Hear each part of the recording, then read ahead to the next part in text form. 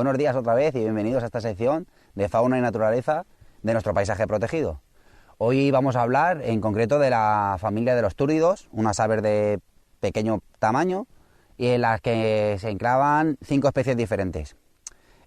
Vamos a comenzar para más o menos darle un orden de menor tamaño a mayor tamaño. Empezaremos a nombrar, que primero quería recalcar que estamos en una de las fuentes de la despensa, se podría decir, durante todo el invierno de estas aves que vamos a hablar y de muchísimos otros animales, como ya hemos comentado en otros capítulos, que tanto mamíferos como las garduñas o otros animales, hasta las perdices, los palomas, todos los animales se alimentan de las bayas de este árbol. En este caso estamos hablando y estamos debajo de uno de los árboles monumentales, sobre todo, ya no solo del paisaje protegido, sino de la Comunidad Valenciana, diría yo, una sabina que está catalogada casi en 1000 años de vida que tiene. Por eso es el mejor entorno para hablar de esto que vamos a hablar hoy. Claro, como el tema de la botánica, yo por ejemplo no la tengo muy controlada, ya veremos en otros capítulos que estamos planeando más adelante de hablar del tema de la flora de nuestro valle, que también es igual o más importante que la propia fauna que tenemos. Bueno, empezamos. Dentro de las especies que vamos a hablar hoy, hemos dicho son 5 de la familia de los túrdidos. Si queréis las vamos a nombrar a las 5 y vamos a ir un poquito con orden. Vamos a hablar del zorzal alirrojo, del zorzal común, del zorzal real, el mirlo y el zorzal charlo. Son todos de la misma familia. Por lo tanto, sí, la alimentación es muy similar, pero como veremos ahora, el comportamiento, las migraciones, hay unos estacionales, por eso vamos a empezar a darle un poco de orden a esta familia. Empezaremos con el zorzal alirrojo, es el más pequeño de la familia, se diferencia sobre todo por el plumaje que entre todos estos zorzales se diferencian entre los plumajes que tienen debajo del sobaco, se podría decir. En este caso es alirrojo porque es unos tonos muy rojizos lo que tienen debajo de las alas. Y también es muy conocido como zorzal musical, es prácticamente de toda la familia de zorzales el que más cantos y más variedades tiene. Es un ave migratoria. Aquí en el paisaje protegido en concreto empezamos a observarlos en pocas cantidades porque también han ido desgraciadamente en declive por el tema que han estado muy relacionados con el cultivo, tanto como la viña como los olivos, que han ido desapareciendo poco a poco de nuestros paisajes. Por lo tanto, lo que le queda de forma natural de alimento, como hemos dicho, son este tipo de bayas y otros alimentos que son insectívoros también. Se alimentan de orugas, gusanos, lombrices, hormigas, de mucha variedad de insectos. Para situarlo un poquito sobre el zorzal alirrojo, suele estacionarse aquí en los meses de invierno, otoño-invierno. Los primeros grupos que vemos de zorzales venir aquí a la península vienen del norte de Europa, huyendo en otros años, o depende también del año, pero de las grandes nevadas y de los fríos.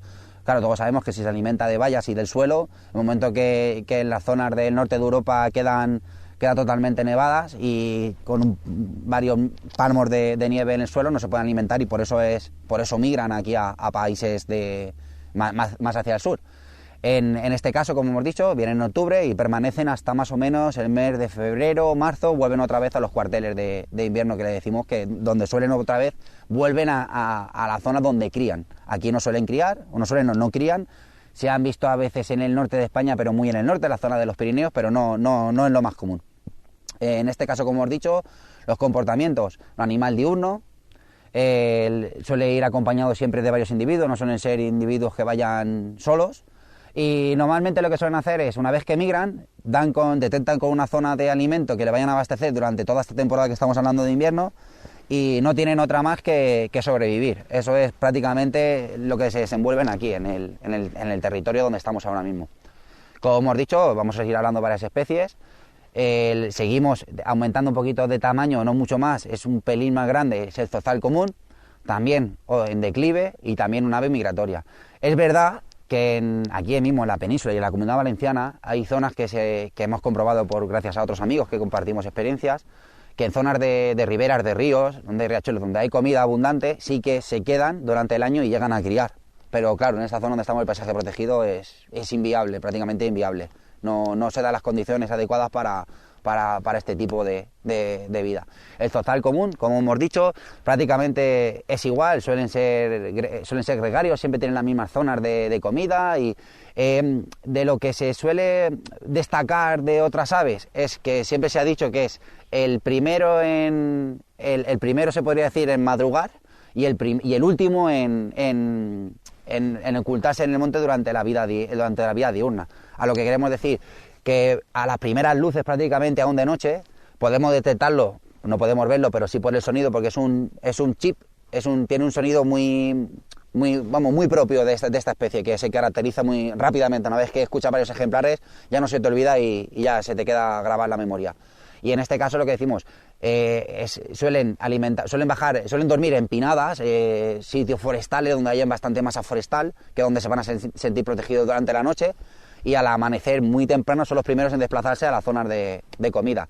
¿Dónde se desplazan? Normalmente zonas de cultivo. Siempre que tengan zonas de olivares, que en esta época que estamos hablando ocurre lo mismo como el zorzal alirrojo que hemos hablado antes, suelen venir también a mediados de octubre y permanecen con nosotros hasta marzo más o menos, y como hemos dicho suelen ir en bandos. Zonas de querencias de comida, las principales, zonas de viña, zonas de cultivos de olivo, y si tenemos pequeñas riberas como tenemos aquí, zonas de pantanos, zonas pantanosas donde hay barro y se pueden generar la vida de insectos y de invertebrados, es donde estarán caracoles, también suelen comer caracoles, también son todos los alimentos principales del zorzal durante los meses aquí que está en invierno. Y como hemos dicho, todas estas aves se caracterizan también porque están incluidas dentro de la lista de aves cinegéticas. El problema que han tenido cada año van en recesión, cada vez vienen menos.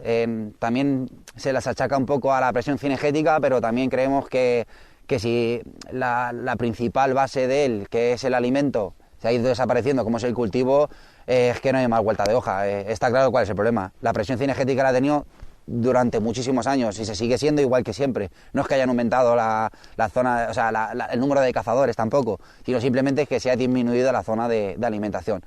Es tan simple y tan sencillo como entender eso. Sin ese tipo de cultivo, si no se mantiene y no se fomenta la agricultura en estos montes, está claro que no solo esas especies, sino que prácticamente todos dependen de los cultivos, irán desapareciendo poco a poco.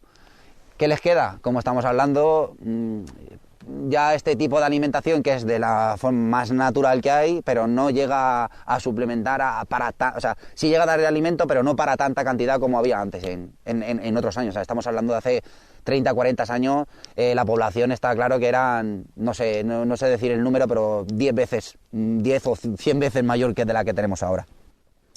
Seguimos comentando más especies. Una de las rarezas de este año, dentro de las invernantes que hemos tenido, hay varias especies de aves que han venido este año que hacía 7 o 8 años que no habíamos visto. Vamos a hablar en este caso del zorzal real, que es para subir un poquito más otra vez el tamaño. No llega a ser el doble que un zorzal común y el alirrojo, pero sí que se puede decir, es 1,5, para que vayamos comprendiendo un poquito el tema del tamaño de cada animal. El comportamiento prácticamente es igual, son aves gregarias, siempre van en bandos grandes, y en los años que lo hemos tenido aquí, como siempre, depende el invierno, lo crudo, lo fuerte que sea en los países del este y del norte de Europa, que es donde normalmente siempre están. Hace 2 años o 3 años tuvimos un año, se podría decir un ciclo normal, tanto a nivel del tiempo decimos, porque toda la climatología es lo que más depende de los animales. En Europa fue un invierno duro y aquí se dio las condiciones propicias para que todos los enebros estuvieran repletos de bayas y pudimos comprobar durante varios meses de invierno no solo el zorzal real, sino otro tipo de zorzales, como hemos dicho, el alirrojo. Vimos bastante cantidad de esas especies en esos años, pero no suele ser lo normal. El zorzal real es el más colorido y el más bonito personalmente, también sobre el gusto de los colores, pero es el más bonito y el más colorido de los zorzales. Y como hemos dicho, el comportamiento y el alimento, por eso los hemos metido todos en el mismo grupo para intentar hablar todos de lo mismo. Son muy, muy parecidos.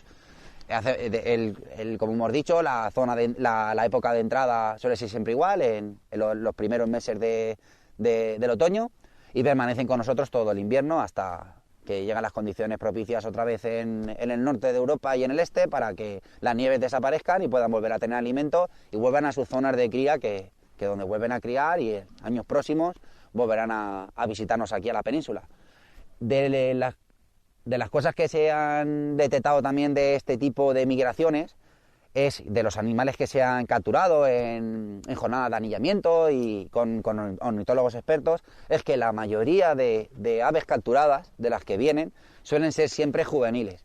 La explicación es sencilla. El que es adulto, siempre, pues, lo que decimos, el conocimiento del tiempo y de las zonas de querencia y la adaptación es mucho más fuerte que un juvenil. Por eso migran los jóvenes aquí, porque la facilidad de la comida y del alimento que van a conseguir aquí. Eso es una de las condiciones que se dan para que mayoritariamente todos los individuos que vienen de estas especies migratorias sean siempre juveniles.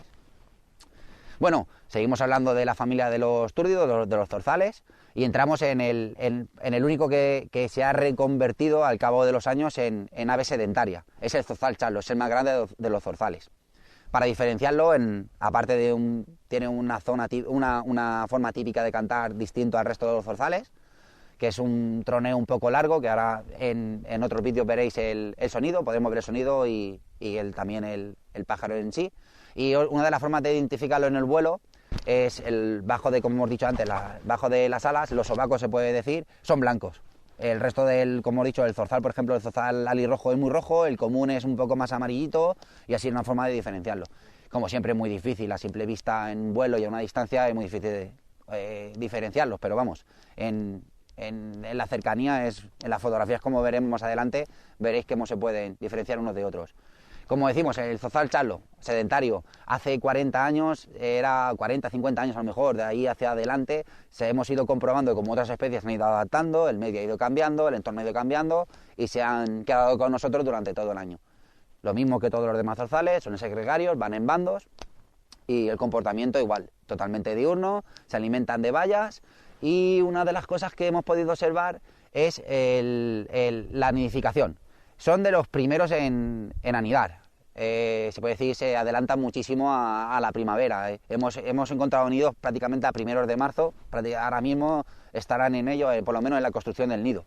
Es un nido muy voluminoso, es de los que más se pueden detectar. Suelen hacerlo en las crucetas de los almendros, de los olivos. Y veremos, es una bola muy grande de material natural, de ramuja, todo de rama, y es una bola perfecta, y es bastante visible, o sea, es de los que más podemos encontrar fácilmente.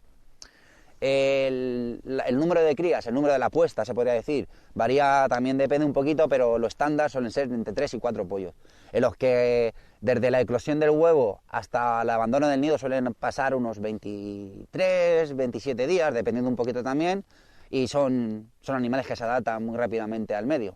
Enemigos, principal, suele ser siempre cazadores, rapaces pequeñas, en este caso cernícalos, o el mayor potencial que tiene, que es en este caso el gavilán.